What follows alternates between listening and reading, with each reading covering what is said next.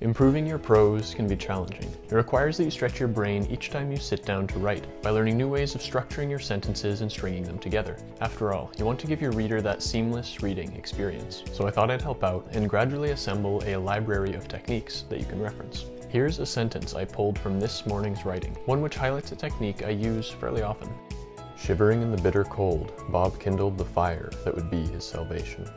What I want to draw your attention to here is how I begin this sentence with the ing verb, shivering, as a way of setting up the active statement that follows.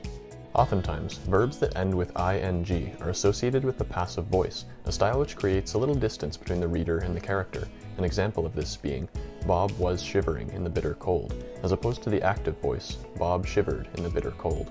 Because of this, along with the expectations of modern readers, I often recommend that writers use the active voice when writing their story's most impactful scenes. If you want to learn more about this topic, I have a video linked below. But if I format my sentence like this, the word was is not needed, and so I'm able to sneak around the passive sound as I quickly return to the active voice with Bob kindled. If you wanted to write purely in the active voice, you could write something like, Bob shivered in the bitter cold and kindled the fire that would be his salvation, and there would be nothing at all wrong with this sentence. But, as I'm fond of mentioning, the more ways you can structure your sentences, the more nimble you'll become as a writer. This more active structure may work standing on its own, but depending on the sentence that came before it, it may not flow as well as the former, and vice versa. Another option is to put both the comma and ing verb after the active statement, as in, Bob kindled the fire that would be his salvation, fumbling the twigs in numb fingers.